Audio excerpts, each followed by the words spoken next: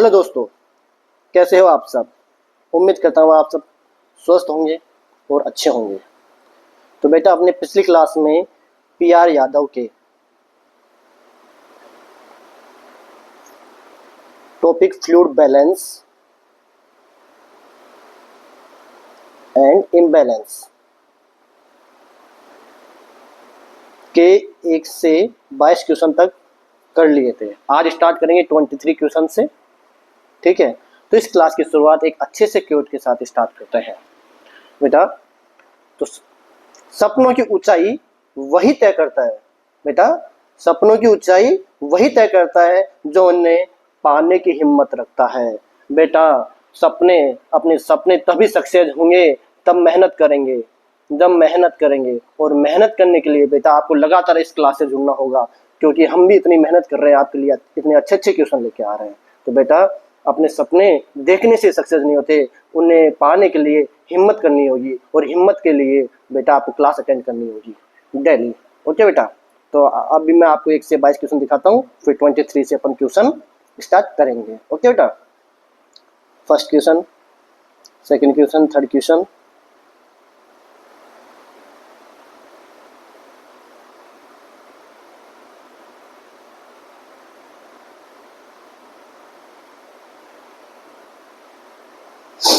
जैसे अपन ने 22 क्वेश्चन कर लिए थे, अब स्टार्ट होने वाला है 23 क्वेश्चन। तो आइए पढ़ते हैं। A child has fluid volume deficit, यानी एक बच्चे के अंदर क्या है, फ्लूइड की कमी है। The nurse perform an assessment and determine that child is improving and deficit is resolving. Question क्या बोल रहा है बेटा कि एक बच्चा है जिसके अंदर फ्लूइड की कमी है, और नर्स असेस करती है कि उसके अंदर जो फ्लूइड वॉल्यूम डेफिसिट है वो इम्प्रूव हो रहा है, यानी रिजोल्व हो रहा है, बच्चे की कंडीशन सुधर रही है। तो वह कौन सा असेसमेंट है जिससे अपन पता कर सकते हैं। तो option A, specific gravity of urine is 1.030। Second option, the child has no tears. Third option, capillary refill time is less than second, urine output is less than 1 ml per kg per hour. बेटा, मैंने आपको बताया था urine की specific gravity कितनी होती है, 1.010 से 1.025। तो फर्स्ट ऑप्शन में स्पेसिफिक ग्रेविटी बढ़ी हुई है, मीन ये ऑप्शन तो गलत हो जाएगा, क्योंकि कंडीशन नहीं सुधर रही है, यूरिन गाढ़ा है, इसलिए पता नहीं चलता। चाइल्ड हैज नो टीयर, यानी कंडीशन इंप्रूव होती तो बच्चे के अंदर आंसू आते, टीयर्स आते, तो यानी ये बोल रहा है नो टीयर्स, यानी ये ऑप्शन भी गलत है। Third option, capillary refill time is less then 2 second, यानी कैपिलरी रिफिल टाइम 2 सेकेंड से कम है। बेटा ये क्वेश्चन एकदम, ये ऑप्शन एकदम राइट है। आपको बताता हूँ मैं कैपिलरी रिफिल टाइम क्या होता है। पहले फोर्थ ऑप्शन पढ़ते हैं। Urine output is less than 1 ml per kg, less than है बेटा, यानी कंडीशन इंप्रूव होती तो यूरिन आउटपुट बच्चे का बढ़ता, और बच्चे का यूरिन आउटपुट होता है 1 से 3 ml per kg per hour बेटा। ओके, यानी ये लेस देन बोल रहा है, तो ये ऑप्शन भी गलत हो जाता है। Right answer C. तो बेटा आपको बताता हूं मैं कैपिलरी रिफिल टाइम क्या होता है। बेटा सबसे पहले ये पढ़िए कि कैपिलरी रिफिल टाइम होना चाहिए लेस देन 2 to 3 सेकेंड। ठीक है, तो ये असेसमेंट करते कैसे हैं बेटा, ये असेसमेंट करते हैं जो भी असेसमेंट करने वाला आता है उसको बोला जाता है कि जो नेल्स होते हैं या फिंगर टिप होती है,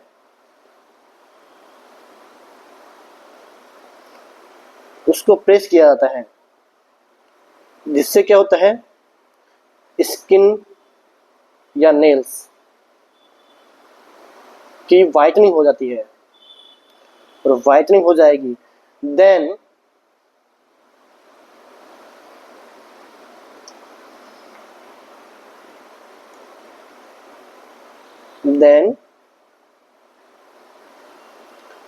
remove the pressure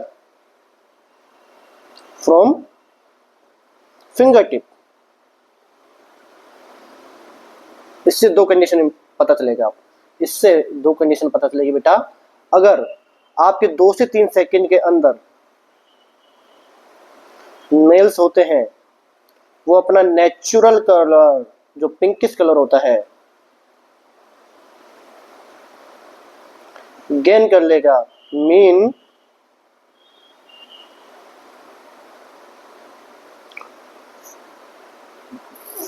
fluid volume deficit नहीं होगा, फ्लूइड वॉल्यूम ओके है। ठीक है बेटा। अगर 2 से 3 सेकंड से ज्यादा, यानी 3 सेकंड से ज्यादा, 3 सेकंड से ज्यादा अपना कलर गेन कर रहा है, नेचुरल कलर गेन कर रहा है, मीन उसके अंदर ब्लड की कमी है, ब्लड की कमी है, ब्लड डेफिशिएट होगा वो। ओके बेटा, ये होता है। यानी सीआरटी क्या होता है कि जब अपना नाखून होता है, नेल्स होते हैं, उस पर प्रेशर अप्लाई किया जाता है तो वो वाइटनिंग हो जाता है, वाइट कलर के हो जाते हैं। फिर उससे प्रेशर को रिमूव किया जाता है। जब प्रेशर रिमूव कर देंगे तो अपना नेचुरल कलर गेन करने में यदि 2 से 3 सेकंड से कम लग रहे हैं, मीन फ्लूइड वॉल्यूम डेफिशिएट नहीं होगा, यानी ब्लड अच्छे अमाउंट में होगा। ओके बेटा। 3 सेकंड से ज्यादा है ले रहा है और अपने नेचुरल कलर गेन करने में, तो यानी वो ब्लड की कमी होगी, यानी फ्लूइड वॉल्यूम डेफिशिएट होगा वो। ठीक है बेटा, मेरे हिसाब से ये क्वेश्चन आपको समझ आया होगा। अब 24 क्वेश्चन करते हैं। Which follow is first sign of dehydration. बेटा आप ये ध्यान रखना, जो डिहाइड्रेशन वाला पेशेंट है उसका डायरेक्ट इफेक्ट होता है यूरिन पर। डायरेक्ट इफेक्ट किस पे? यूरिन होता है। तो फर्स्ट साइन भी क्या होगा? जो फर्स्ट साइन भी यूरिन से मिलने वाला है अपन को, तो ये यूरिन पर क्या होगा? यूरिन अपना डार्क कलर का हो जाएगा। डिहाइड्रेशन वाले पेशेंट के अंदर यूरिन डार्क कलर का होता है और क्या होता है? गाढ़ा होता है। डार्क कलर का होगा और क्या होगा? गाढ़ा होगा।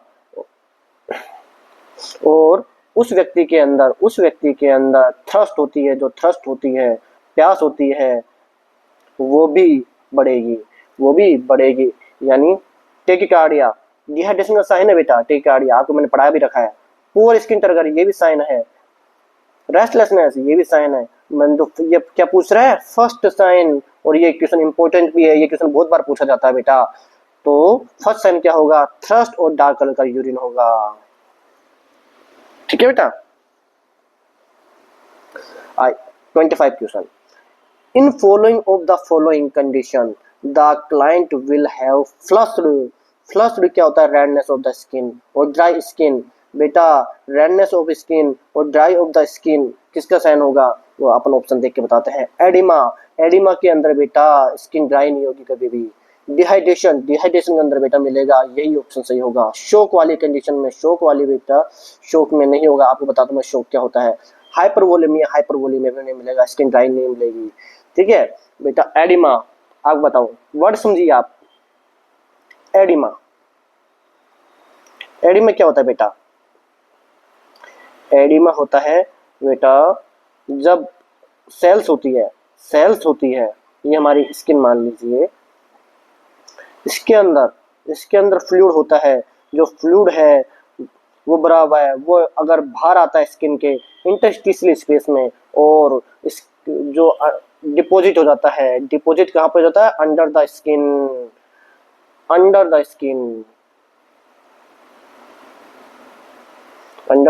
कहाँ पर? इंटरस्टिशियल स्पेस में बेटा, इंटरस्टिशियल स्पेस के अंदर। वो कंडीशन क्या होगी? एडिमा। ठीक है बेटा, समझ आया होगा। शोक बेटा, शोक क्या होता है? ये देखिए आप, मैं यहाँ पे समझाता हूँ आपको। ठीक है बेटा। शोक क्या है बेटा? शोक होता है कि जब डिक्रीज द टिश्यू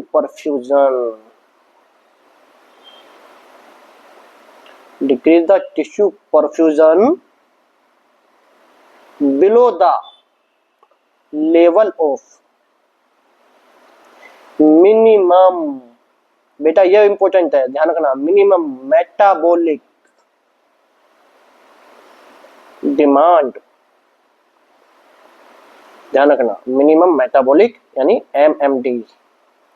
तो शोक वह कंडीशन होती है, हम अब जैसे सेल है, एक सेल है, उसको भी कुछ एनर्जी चाहिए काम करने के लिए। उसके अंदर, सेल के अंदर तो रिएक्शन होते हैं बहुत सारे बेटा, इसके अंदर तो रिएक्शन होंगे, किसे, मेटाबॉलिक रिएक्शन।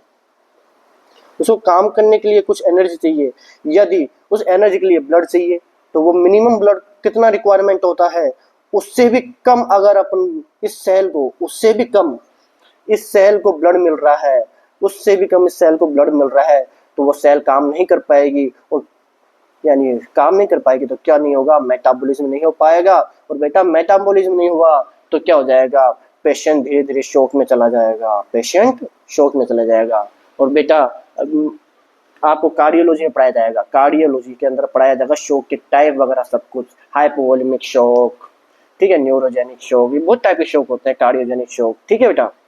मुझे लगता है कि आपको समझ आएगा, शोक की डेफिनेशन भी, एडेमा भी समझ आया होगा, और हाइपरवोलेमिया में फ्लूइड वॉल्यूम ज्यादा होता है, ओके बेटा, ये क्वेश्चन मेरे हिसाब से आपको समझ आया होगा, ठीक है। 26 क्वेश्चन पे आते हैं।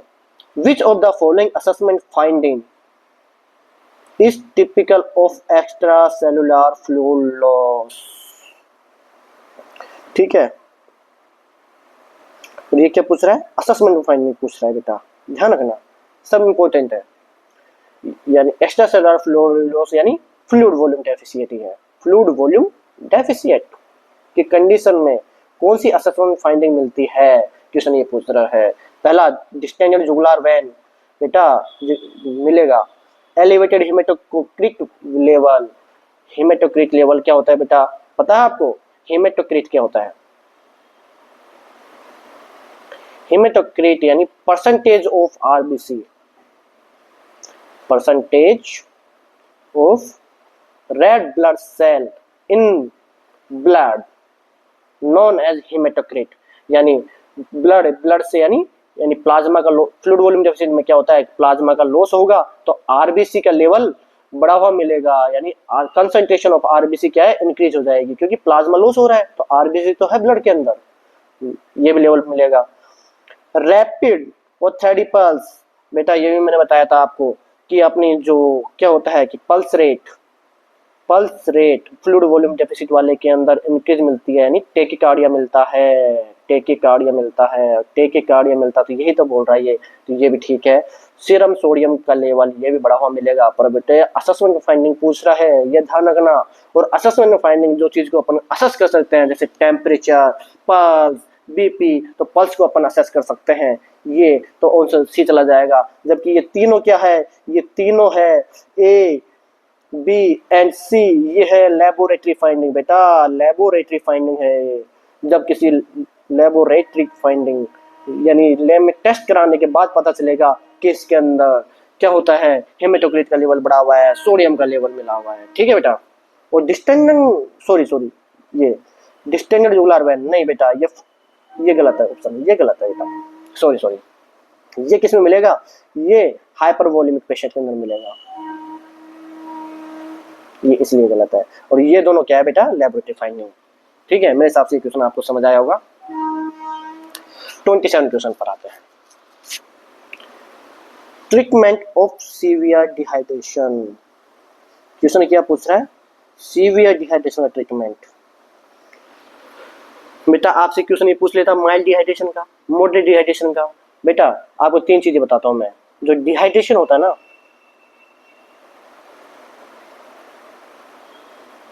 वो तीन टाइप का होता है, mild dehydration,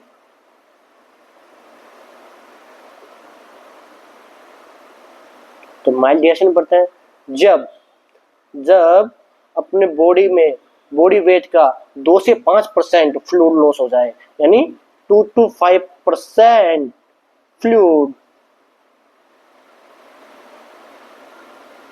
loss of total body weight अपने टोटल बॉडी वेट का यदि 2 से 5% फ्लूइड का लॉस हो रहा है, वो माइल्ड डिहाइड्रेशन है। बेटा माइल्ड डिहाइड्रेशन में क्या होता है, माइल्ड डिहाइड्रेशन के सिम्टम क्या होते हैं, माइल्ड डिहाइड्रेशन सिम्टम में अपन को देखने को मिलेगा, उसके अंदर बेटा थ्रस्ट होती है, जो प्यास होती है वो इंक्रीज्ड मिलेगी अपन को, ठीक है बेटा। और क्या हो जाएगा, माउथ उसका होता है वो क्या हो जाता है, ड्राई मिलेगा, लिप्स ड्राई मिलेंगे उसके बेटा। ये माइल्ड डिहाइड्रेशन है। और माइल्ड डिहाइड्रेशन का मैनेजमेंट क्या होगा बेटा, माइल्ड डिहाइड्रेशन का मैनेजमेंट होता है अपन उसको ओरली फ्लूइड दे देंगे, ओरली फ्लूइड देंगे। ओरली फ्लूइड में क्या हो जाएगा बेटा, ओआरएस दे देंगे अपन उसको, ओआरएस दे देंगे माइल्ड का, ठीक है। सेकंड बेटा, सेकंड होता है मॉडरेट डिहाइड्रेशन, मॉडरेट डिहाइड्रेशन बेटा। और मॉडरेट डिहाइड्रेशन में क्या होता है बेटा, 6 to 9% फ्लूइड लॉस होता है बेटा, किसका, of total body weight, total body weight का 6 से 9% फ्लूइड लॉस होगा बेटा, ठीक है। तो इसमें अपन को बेटा सिम्टम क्या देखने को मिलेंगे, सिम्टम से पहचान सकते हो बेटा, सिम्टम क्या मिलेंगे इसके अंदर, अपन को सिम्टम मिलेंगे बेटा, यूरिन आउटपुट होता है, जो यूरिन आउटपुट होता है वो क्या मिलेगा बेटा, डिक्रीज्ड मिलेगा, ठीक है बेटा। और क्या मिलेगा बेटा, टीयर, जो अपने आंसू होते हैं, जो टीयर प्रोडक्शन होता है वो क्या मिलेगा बेटा, वो भी डिक्रीज्ड मिलेगा, उसके अंदर आंसू भी कम आएंगे, ठीक है बेटा।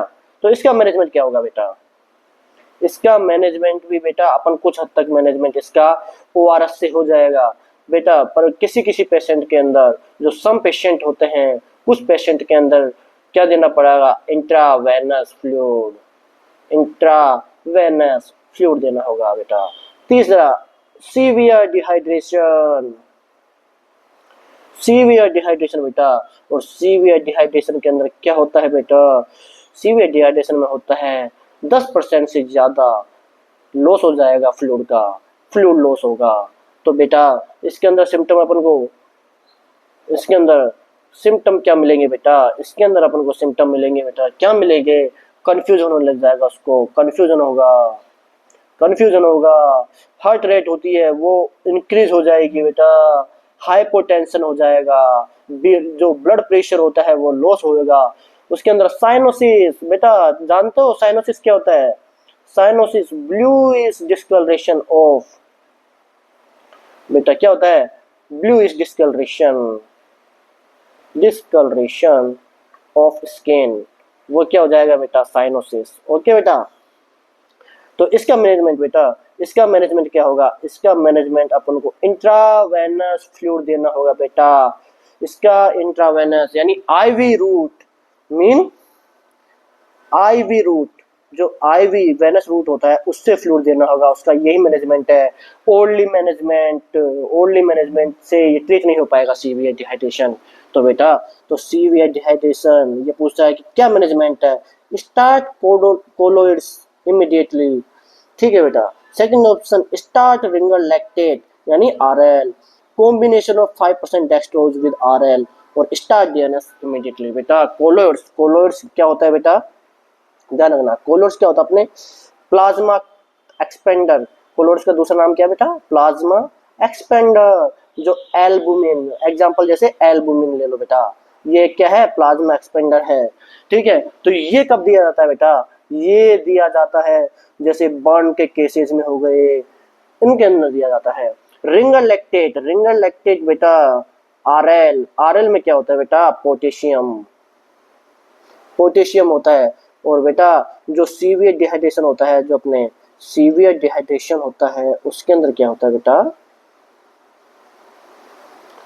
पोटेशियम का लॉस होता है, पोटेशियम का लॉस होता है। और पोटेशियम का लॉस होगा तो उसके लिए क्या दिया जाएगा, आरएल देंगे बेटा। कॉम्बिनेशन ऑफ 5% डेक्सट्रोज, ये किसके अंदर जाता है, ये हाइपोग्लाइसेमिक पेशेंट के अंदर दिया जाता है। किस में दिया जाता है, जिस पेशेंट में हाइपोग्लाइसीमिया मिलेगा, ठीक है बेटा। और डीएनएस भी हाइपोग्लाइसीमिया में मिलेगा। तो आंसर क्या लग जाएगा, आंसर क्या चला जाएगा, start RL lactate immediately, okay बेटा। सीवियर डिहाइड्रेशन पोटेशियम का लॉस कैसे होता है वो आपको मैं आगे बताऊंगा, ओके बेटा। तो तो आपको समझ आएगा डाइहाइड्रेशन और डिहाइड्रेशन में क्या, 3 माइल्ड, मॉडरेट, सीवियर, इसके सबके मैंने सिम्टम भी बता दिया आपको, इनका मैनेजमेंट भी बता दिया, और क्वेश्चन आ जाए कि इसमें कितना लॉस होता है फ्लूइड का, वो सब भी बता दिया है। तो बेटा इसको अच्छी तरह समझ लेना, डिहाइड्रेशन टाइप। ओके बेटा, नेक्स्ट क्वेश्चन पे आइए। Approximately how much fluid loss in acute weight of 0.5 kg। तो बेटा ये क्या क्वेश्चन बोल रहा है, यदि किसी का वेट कितना 500 ग्राम लॉस हो गया, तो उसके अंदर कितना फ्लूइड लॉस होगा बेटा, इसका आंसर 500 ml ही होगा। क्यों बेटा, ये ध्यान रखना अपने जो वाटर होती है, जो पानी होता है, उसकी स्पेसिफिक ग्रेविटी कितनी होती है, 1। तो यानी जितना वेट लॉस होगा उतना ही फ्लूइड लॉस होगा, यानी 1 kg वेट लॉस होगा तो 1000 ml का फ्लूइड लॉस होगा अपने बॉडी से। ओके बेटा, जी शायद ये क्वेश्चन भी आपको समझ आया होगा। स्पेसिफिक ग्रेविटी करता अपना बेटा। 29 question, the client has been vomiting, एक क्लाइंट है जिसके अंदर क्या होती है, वॉमिटिंग हो रही है, and had numerous episode of diarrhoea, which laboratory test is should be nurse monitor, कौन सा लेबोरेटरी टेस्ट नर्स करेगी। मैंने आपको अभी बताया था, यदि किसी व्यक्ति के अंदर डिहाइड्रेशन होता है तो डिहाइड्रेशन का कारण क्या है बेटा, डिहाइड्रेशन का कारण वॉमिटिंग भी है बेटा, ठीक है, और डायरिया भी है। तो मैं ये दोनों कंडीशन आपको बताता हूँ, कैसे कैसे फ्लूइड का लॉस हो रहा है, कैसे पोटेशियम का लॉस हो रहा है इससे। बेटा अपन को कौन सी लेबोरेटरी फाइंडिंग, पोटेशियम चला जाएगा आंसर, मैंने पिछले क्वेश्चन में बताया था। पर कैसे पोटेशियम का लॉस हो रहा है वो बताता हूँ मैं। बेटा जैसे वॉमिटिंग हुई, किसी पेशेंट को क्या हुई, वॉमिटिंग हुई, ठीक है, वॉमिटिंग से क्या होता है, स्टोमक से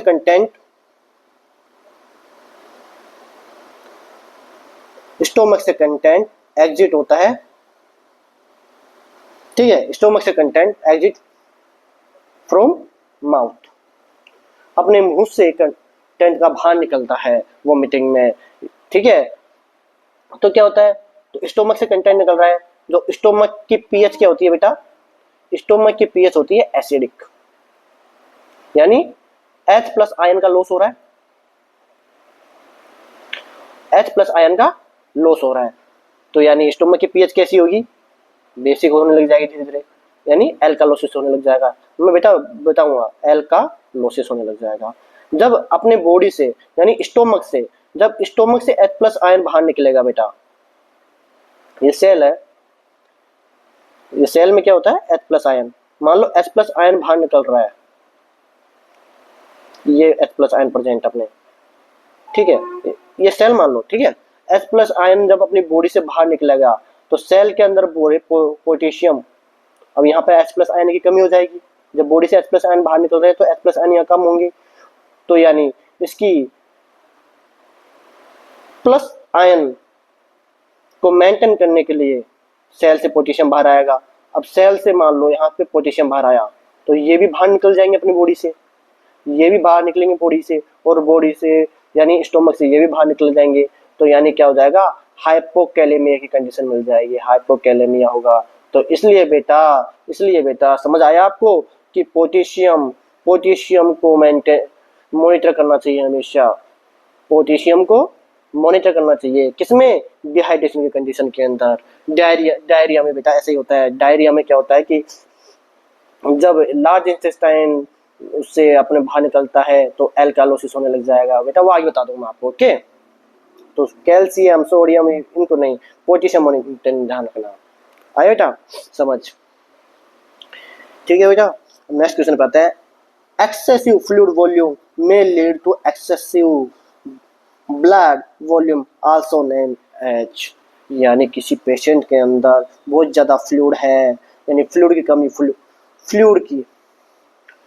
fluid loss mean fluid volume deficit,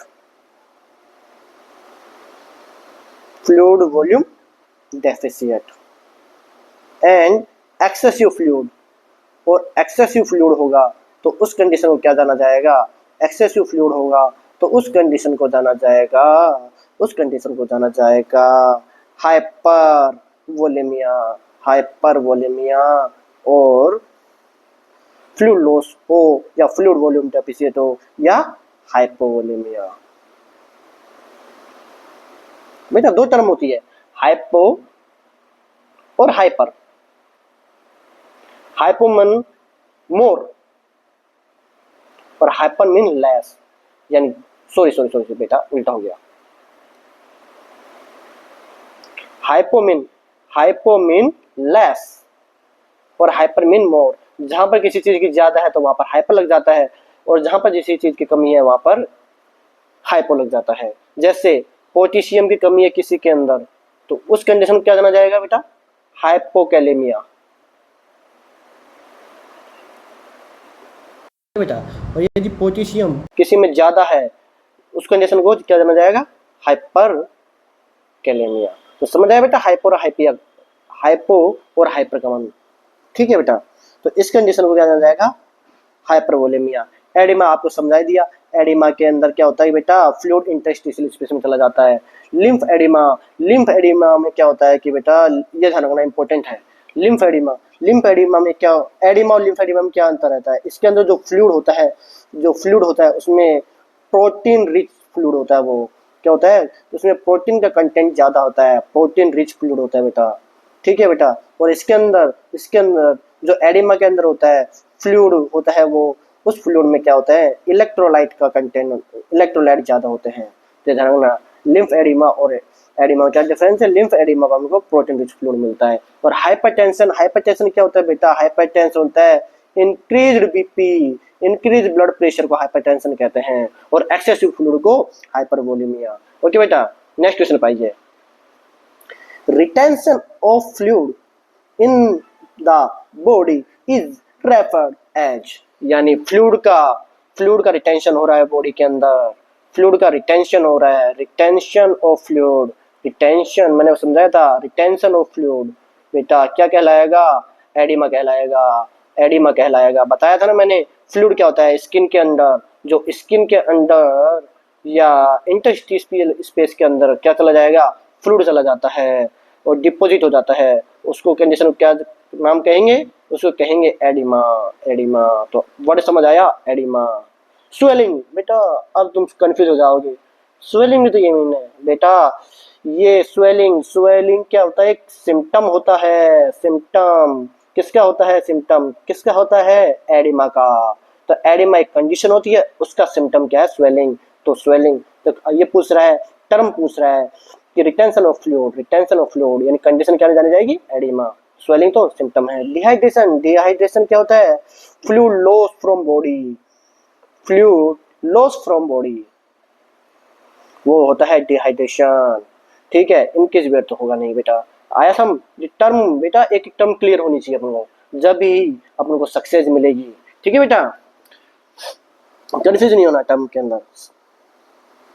32 question, when pressure is applied to a shallow area, shallow area के अंदर जब प्रेशर को अप्लाई किया जाएगा, the indentation persist after the release of pressure, यानी प्रेशर को रिलीज करने के बाद भी वो सोलन एरिया पे जो प्लेस अप्लाई किया गया है, प्रेशर अप्लाई किया गया है ना, तो बना हुआ है इज कॉल्ड एज, यानी ये बोल रहा है एक स्किन है, उस पर प्रेशर अप्लाई किया और प्रेशर अप्लाई करने के बाद स्किन कैसी हो गई, ठीक है बेटा, समझ आ रहा है। अब प्रेशर रिमूव कर दिया, स्किन ऐसी हो गई। अब प्रेशर रिमूव किया, ठीक है, ये प्रेशर अप्लाई कर रहे हैं अपन। अब प्रेशर रिमूव करा तो स्किन कैसी, नॉर्मल स्किन होगी। यदि नॉर्मल स्किन होगी तो ऐसा हो जाएगा, पर ये बोल रहा है कि स्किन अभी भी वैसी की वैसी है, ऐसे हो रखी है स्किन, तो उस कंडीशन को क्या जाना जाएगा, उस कंडीशन को क्या जाना जाएगा, उस कंडीशन को क्या जाना जाएगा बेटा। तो ये ध्यान रखना, क्या ध्यान रखना बेटा, जो एडिमा होता है दो टाइप का होता है, एक पिटिंग एडिमा,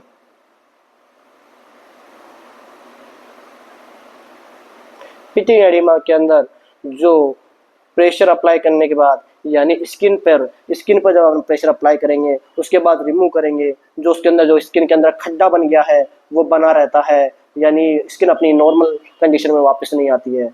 और दूसरा होता है नो पिटिंग एडिमा, दूसरा non pitting oedema,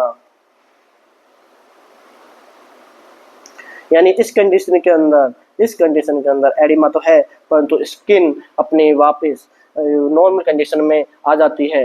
normal fluid तो डिपोजिट है, यानी फ्लूइड तो डिपोजिट है बेटा, फ्लूइड तो स्किन के अंदर है परंतु स्किन अपनी नॉर्मल कंडीशन में आ जाएगी, जबकि पिटिंग एडिमा में नॉर्मल स्किन में नहीं आएगी।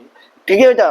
दूसरा एडिमा के और टाइप बताता हूँ आपको मैं, आपको एक अच्छी टर्म मिलेगी अभी, लोकल एडिमा, दूसरा जनरलाइज्ड एडिमा।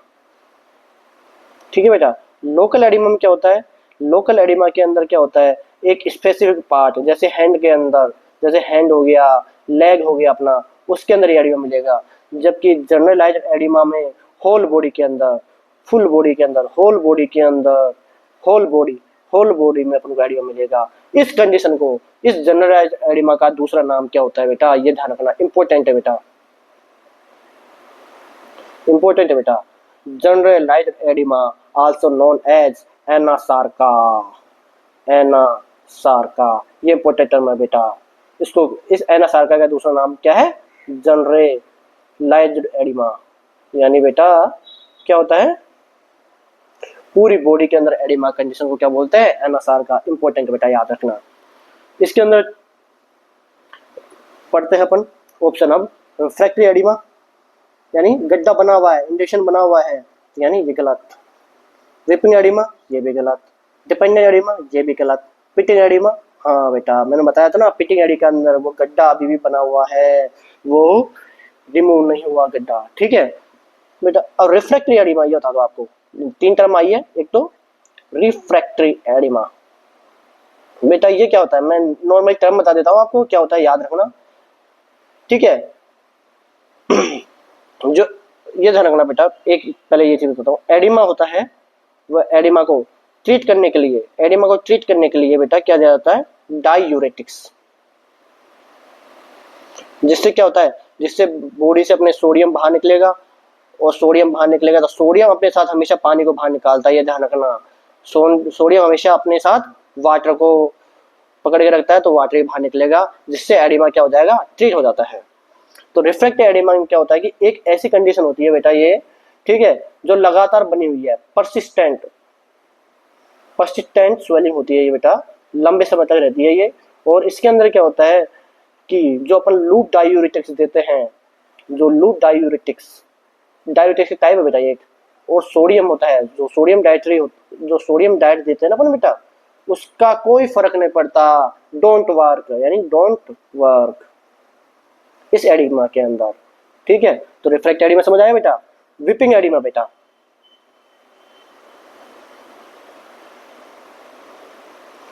विपिंग एडिमा ऐसी कंडीशन होती है बेटा जिसके अंदर क्या होता है, जो फ्लूइड होता है, फ्लूइड लीक होने लग जाता है। कहां से, स्किन से बेटा, फ्लूइड लीक फ्रॉम स्किन से फ्लूइड का लीक होने लग जाता है, जैसे टपकने लग जाता है पानी, ऐसे मान लो। ठीक है। तो वो उस कंडीशन को क्या जाना जाता है, उस कंडीशन का नाम है विपिंग एडिमा। और जैसे स्किन से फ्लूइड का लीक होगा तो स्किन की इंटेग्रिटी होती है बेटा, स्किन की जो इंटेग्रिटी है वो डैमेज हो जाएगी, और स्किन की इंटेग्रिटी डैमेज हो जाएगी तो स्किन ससेप्टेबल हो जाएगी किस चीज के लिए, इन्फेक्शन के लिए बेटा, इन्फेक्शन के लिए, वुंड के लिए। तो इस कंडीशन को क्या जाना जाता है, विपिंग एडिमा। ठीक है बेटा। तीसरा डिपेंडेंट एडिमा क्या होता है बेटा, डिपेंडेंट एडिमा होता है वो हमारे लोअर बॉडी, यदि जो एडिमा की कंडीशन जो हमारे लोअर बॉडी पार्ट के अंदर हो, लोअर बॉडी पार्ट जैसे हमारा फिट हो गया, एंकल हो गया, लेग हो गया। ठीक है बेटा। लोअर बॉडी पार्ट के अंदर अगर स्वेलिंग मिल रही है, एडिमा मिल रहा है, उसे बोलते हैं डिपेंडेंट एडिमा। ठीक है। ये किस कंडीशन के अंदर होता है बेटा, जैसे डीप वेन थ्रोम्बोसिस पढ़ोगे तुम, ये कंडीशन आगे पड़ेगी, उसके अंदर मिलेगा अपन को। ठीक है। तो समझ आएगा आपको सारा। एडिमा मैंने जहां तक आपको क्लियर करा दिया। एडिमा का टेक्निक क्या है? डायूरेटिक्स। अगर डायूरेटिक्स यानी डायूरेटिक टाइप है लूप डायूरेटिक या सोडियम काम नहीं कर रहा, refractive oedema, weeping oedema skin से बाहर का फ्लूइड लॉस होना, dependent oedema dependent lower body part के अंदर मिलता है। पिटिंग एडिमा क्या होता है ये बेटा समझ आ दिया। मेरे हिसाब से मैंने आपको क्लियर कर दिया है क्या होता है एडिमा के टाइप। बेटा अब क्वेश्चन आते हैं 33 question. Hypervolaemia can result because of all of the following except. तो ये बोल रहा है कि हाइपरवोलेमिया की कंडीशन कौन कौन सी होती है। हाइपर एलिमिया के कोच पूछ रहा है क्या क्या है, एक को छोड़कर। तो ठीक है, हाइपरवोलेमिया बेटा ऑप्शन पहला है रिनल फेलियर। हाँ बेटा रिनल फेलियर होगा। तो रिनल फेलियर में क्या होता है? रिनल फेलियर है तो किडनीज के द्वारा जो यूरिन पास आउट होता है वो नहीं हो पाएगा, और नहीं हो पाएगा तो फ्लूइड हमारी बॉडी के अंदर एक फ्लूइड हमारी बॉडी में डिपॉजिट हो जाएगा। Deposition of fluid into body, और बॉडी के अंदर फ्लूइड इकट्ठा हो गया तो वो कंडीशन क्या डेवलप करेगी? हाइपरवोलेमिया। पहला ऑप्शन समझ आया? तो यानी ये तो हाइपरवोलेमिया करेगा। ठीक है। दूसरा कंजेस्टिव हार्ट फेलियर CHF। इसके अंदर क्या होता है बेटा? जब हार्ट क्या होता है? फेल हो जाएगा वर्क करने के अंदर। क्यों? ये क्या बोला? कंजेस्टिव। क्यों? फ्लूइड जब एक्सेसिव हो जाएगा तो हार्ट जो फ्लूइड जब हमारे बॉडी के अंदर बहुत ज्यादा हो जाएगा तो उसको पास तो हार्ट क्या ब्लड लगातार जोर से काम करना पड़ेगा। तो एक टाइम आएगा कि फ्लूइड थक जाए, जो हमारा हार्ट होता है वो थक जाएगा काम करना। उसके अंदर क्या होता है कि जो हार्ट फेल हो जाएगा तो हमारे जो ऑर्गन्स होते हैं, ऑर्गन्स क्या होता है? उसको ब्लड सप्लाई क्या होगी? डिक्रीज हो जाएगी। जब ऑर्गन्स को ब्लड सप्लाई किडनी हो जाएगी, जैसे किडनी मान लो आप, ठीक है, और किडनी को ब्लड सप्लाई कम मिलेगी तो यूरिन फॉर्मेशन होगा वो भी कम होगा। वो भी क्या हो जाएगा? डिक्रीज हो जाएगा, जिससे फ्लूइड हमारी बॉडी के अंदर होगा वो क्या हो जाएगा? रिटेंड हो जाएगा, और जिससे क्या होगा? ये क्या करेगा? हाइपरवोलेमिया।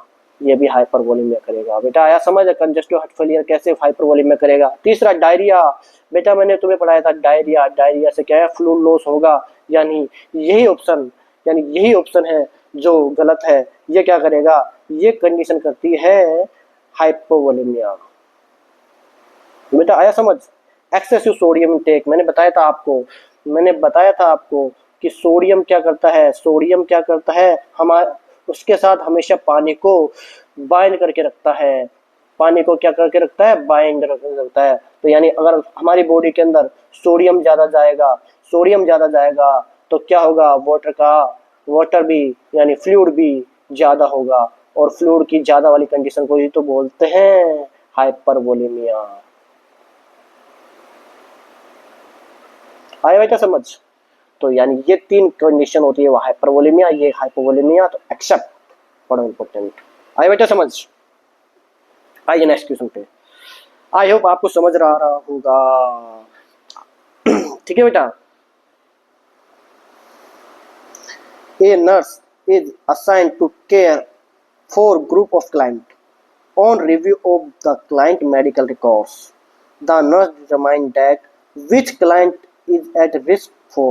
यानी इतनी बड़ी लाइन में यही है कि ऐसा कौन सा क्लाइंट है जिसमें फ्लूइड वॉल्यूम एक्सेस की रिस्क ज्यादा है। फ्लूइड वॉल्यूम एक्सेस यानी फ्लूइड वॉल्यूम किसमें ज्यादा मिलेगा? तो ठीक है बेटा, द क्लाइंट ऑफ इलियोस्टोमी वाले के अंदर फ्लूइड ज्यादा मिलेगा? नहीं बेटा, नहीं मिलेगा। आपको बताऊंगा इलियोस्टोमी क्या होता है। ठीक है। The client of renal failure, मैंने आपको समझाया था अभी पीछे, रिनल फेलियर वाले के अंदर मिलेगा। द क्लाइंट डायूरेटिक का काम क्या होता है बेटा? वाटर को बाहर निकालना। तो ये कंडीशन में क्या करेगी? ये हाइपोवोलेमिया करेगी। और जीआई सक्शनिंग में क्या करेगी? हाइपोवोलेमिया। इसका राइट आंसर क्या आ जाएगा? The client with renal failure.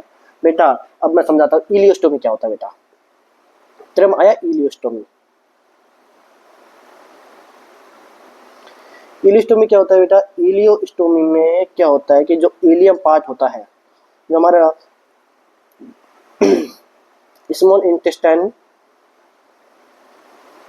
का पार्ट होता है इलियम, उसको बॉडी के बाहर निकाल कर उसमें एक स्टोमक क्रिएट यानी एक ओपनिंग क्रिएट की जाती है, एक ओपनिंग बनाई जाती है। और ओपनिंग क्यों बनाई जाती है बेटा? कि जिससे क्या होता है कि जो अपना फिकल मटेरियल होता है, फिकल मटेरियल या वेस्ट प्रोडक्ट, बॉडी के अंदर जो वेस्ट प्रोडक्ट होते हैं उसको बाहर निकाल सकते हैं। क्यों? ये अपने एनएस से तो निकल रहा है बेटा, तब उसमें तो कुछ खराबी आ गई। जो लार्ज इंटेस्टाइन के अंदर, जो लार्ज इंटेस्टाइन होती है अपने अंदर, उसके अंदर यदि कोई प्रॉब्लम है, उसके अंदर कोई प्रॉब्लम है तो इलियोस्टोमी की जाती है। उसके अंदर क्या है? इलियोस्टोमी के फिकल मटेरियल को स्मॉल इंटेस्टाइन से बाहर निकाल लिया जाता है कि लार्ज इंटेस्टाइन में कोई गड़बड़ी आ गई। वो कंडीशन क्या क्या हो सकती है? वो कंडीशन होती है जैसे इन्फ्लामेटरी बाउल डिजीज हो गई हो, इन्फ्लामेटरी बाउल डिजीज हो गई हो, या कोलोरेक्टल कैंसर हो गया हो, कोलोरेक्टल कैंसर हो गया हो। यानी जो इलियोस्टोमी क्या प्रोसीजर होता है? वह ileostomy is a procedure in which a stomach create in ileum and waste material removed from ileum। Okay बेटा, दिस नोन एज इलियोस्टोमी। ठीक है। डाययूरेटिक्स क्या करती है? डाययूरेटिक्स का काम क्या होता है? वाटर को बाहर निकालना, वाटर रिमूव फ्रॉम बॉडी। और तीसरा जीआई सक्शनिंग बेटा, गैस्ट्रो इंटेस्टाइन सक्शनिंग। और गैस्ट्रो इंटेस्टाइन सक्शनिंग करेंगे तो क्या क्या होता है कि फ्लूइड लॉस होगा हमारे बॉडी से बेटा, फ्लूइड लॉस होगा। ठीक है बेटा। बेटा हाँ, आपने सोचा ये जीआई सक्शनिंग क्यों करते हैं? तो इसके कारण क्या है बेटा? जीआई सक्शनिंग कर सकते हैं अपन बेटा यदि कोई पेशेंट है, उसने क्या खा लिया? पॉइजन बहुत ज्यादा खा लिया। अगर पॉइजन खा लिया तो उसको अपने पॉइजन को बाहर निकालना बॉडी से, और डिजोल्व होने से पहले ही अगर आपने पॉइजन को बाहर निकाल लिया तो पेशेंट बच जाएगा। तो इसलिए जीआई सक्शनिंग करते हैं। दूसरा, किसी ड्रग की ओवरडोज हो गई हो, यदि किसी ड्रग की ओवरडोज हो गई हो तो उसके लिए जीआई सक्शनिंग की जाती है कि वो डिजोल्व होने से पहले उसको बॉडी से बाहर निकाला जाए बेटा। ठीक है। और आगे कंडीशन अपन पढ़ेंगे आगे, जब मैं तुम्हें NG2 पढ़ाऊंगा बेटा, NG2 पढ़ाऊंगा तब ये सब कंडीशन बताऊंगा आपको मैं। ठीक है। 35 question. Increased BP, bounding pulse, jugular vein distension. मैं कंडीशन बताई हुई बेटा सर। क्रैकल साउंड कहाँ? लंग्स आती है, लंग्स में। इस कॉम्प्लिकेशन इन patient receive total parental nutrition, जब टोटल पैरेंटल न्यूट्रिशन ले रहा है और ये कंडीशन मिल रही है, बीपी इंक्रीज मिल रही है, पल्स बाउंडेशन मिल रही है, बाउंडेड पल्स मिल रही है, जुगुलर वेन में डिस्टेंशन हो रहा है, लंग्स के अंदर क्रैकल साउंड सुनाई दे रही है, वो कंडीशन, वो कॉम्प्लिकेशन क्या है बेटा? आपको बता दूं मैं। जब भी किसी पेशेंट को टीपीएन दिया जाता है, किस पेशेंट को? जो माल नरिश्ड पेशेंट होता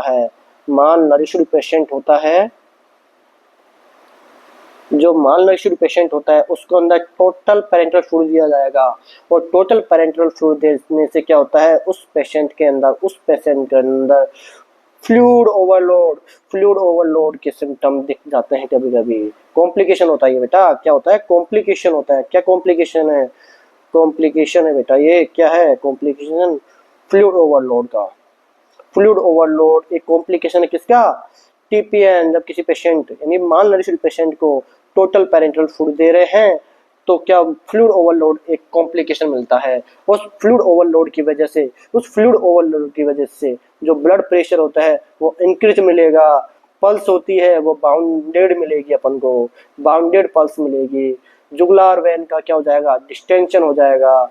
लंग्स के अंदर फ्लूइड भर जाएगा, उसकी वजह से क्या हो जाएगा? क्रैकल्स साउंड आएगी। ये क्या कंडीशन आ जाएगी? Fluid overload. हाइपरग्लाइसीमिया में क्या होता है बेटा? हाइपरग्लाइसीमिया में ग्लूकोज का लेवल बढ़ता है। सेप्सिस मीन इन्फेक्शन बेटा, इन्फेक्शन हो गया हो। तो ऐसी कंडीशन दिख रही है आपको कहीं? नहीं। एयर एम्बोलिज्म ये पढ़ेंगे, ये इंट्रावेनस रूट का एक कॉम्प्लिकेशन है जब इंट्रावेनस रूट से अपन कोई मेडिकेशन देंगे ना बेटा, तो कभी कभी एयर एम्बुलिज्म से ऐसी कंडीशन मिल जाएगी। किसकी? अपनी गलती, नर्सेज की गलती की वजह से, नर्सेज की गलती की वजह से क्या है, एयर एम्बुलिज्म हो जाता है। ठीक है बेटा, तो यानी फ्लूइड ओवर का साइन है बेटा। मैं अपनी मेहनत कर रहा हूँ पूरी समझाने की आपको, आई होप आपको समझ आ रहा होगा। और आपको ऐसे ही चारों ऑप्शन समझने हैं, फिर एक आंसर टिक करना है। बिना चारों ऑप्शन पढ़े हुए आंसर टिक मत करना बेटा कभी भी, नेक्स्ट क्वेश्चन गलत हो सकता है। तो ठीक है बेटा, 35 question. The nurse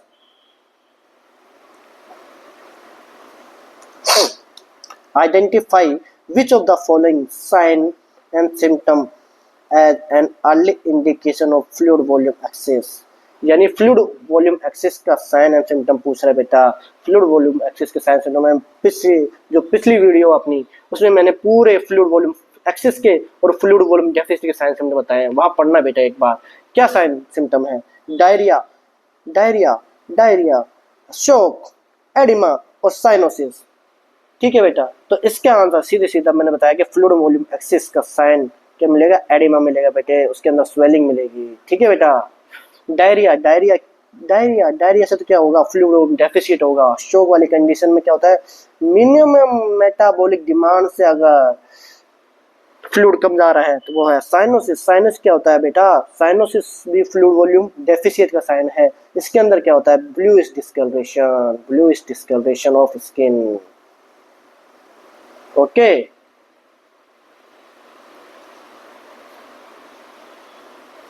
fluid overload in patient में कोच, यानी बेटा किसी पेशेंट के अंदर फ्लूइड ओवरलोड हो गया, वो क्या करेगा बेटा? ठीक है, आपको बेटा मैं समझाता हूं आपको। ठीक है, जैसे ये हमारा हार्ट है, ठीक है बेटा,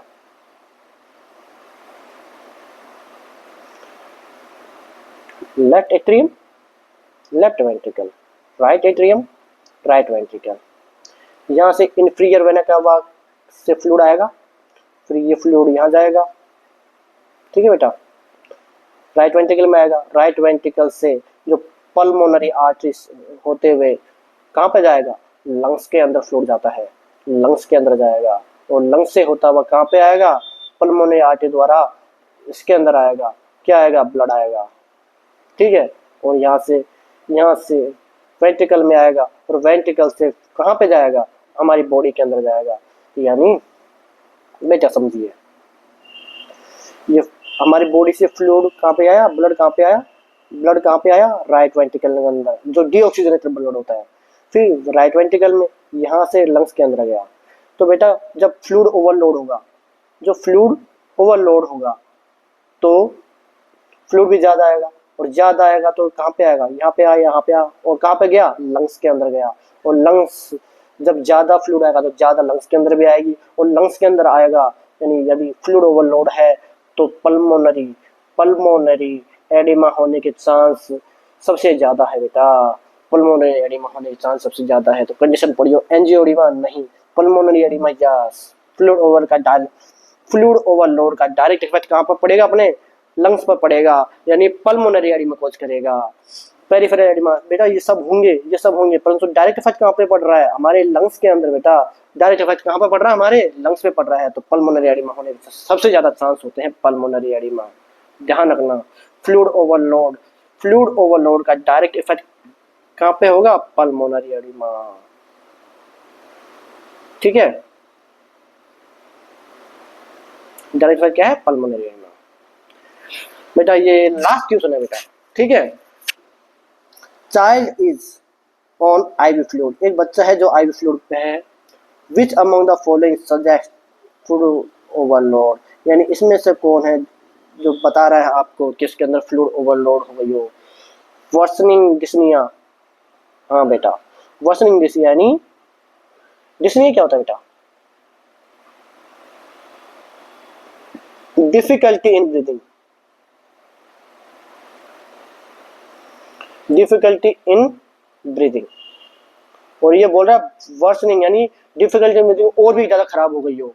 तो फ्लूइड ओवरलोड में मैंने बताया था आपको, फ्लूइड ओवरलोड जब भी किसी के अंदर फ्लूइड ओवरलोड होगा तो क्या होगा बेटा? Pulmonary oedema. क्या होगा बेटा? Pulmonary oedema. तो पल्मोनरी एडिमा होगा तो बेटा क्या हो जाएगा? फ्लूइड कहाँ पे? हमारे लंग्स के अंदर इकट्ठा हो गया, और लंग्स के अंदर इकट्ठा हो गया तो क्या मिलेगा? डिस्निया मिलेगा, डिफिकल्टी इन ब्रीदिंग मिलेगी अपन को बेटा। तो ये साइन सिम्टम मिलेगा? हाँ है बेटा। नोजिया वोमिटिंग मिल सकता है फ्लूइड ओवरलोड है, परंतु सबसे ज्यादा अपना लंग्स पर इफेक्ट डाल रहा है, ठीक है, तो ये ऑप्शन गलत। फीवर मैंने आपको बताया था, फीवर किसके अंदर मिलेगा? हाइपोवोलेमिया की कंडीशन के अंदर, ठीक है बेटा। शंकन आई, शंकन आई, जो शंकन आई होती है वो भी हाइपोवोलेमिया की कंडीशन में मिलेगा बेटा, यानी फ्लूइड की कमी की वजह से मिलेगा। तो आंसर क्या चला जाएगा बेटा इसका? 38, वर्सनिंग डिस्निया। बेटा ये क्लास आपकी यहीं पे खत्म होती है। आपका जो फर्स्ट चैप्टर है कौन सा? फ्लूइड बैलेंस और इम्बैलेंस, वो मैंने कंप्लीट करा दिया है। मुझे लगता है कि इसके अंदर आपको कोई डाउट नहीं रहा, ठीक है बेटा। मैंने एक एक ऑप्शन आपको बहुत अच्छी तरह समझाने की कोशिश करी है। तो बेटा आप इसी तरह मेहनत करते रहिए और चारों ऑप्शन को पढ़िए, पहले चार ऑप्शन को पढ़िए, उसके बाद सोचिए ये क्यों हो रहा है, ये क्यों हो रहा है, ये क्यों हो रहा है, क्या गलत हो सकता है इसके अंदर, ठीक है। फिर उसके बाद एक आंसर टिक करिए। कभी भी आपका क्वेश्चन गलत नहीं होगा, सारे क्वेश्चन आपके सही होंगे। तो थैंक यू फॉर, तो बच्चा थैंक यू, ठीक है बेटा। तो आपको ये क्लास अच्छी लग रही है तो बेटा प्लीज चैनल को लाइक कीजिए, शेयर कीजिए और सब्सक्राइब कीजिए बेटा, ठीक है बेटा। Thank you.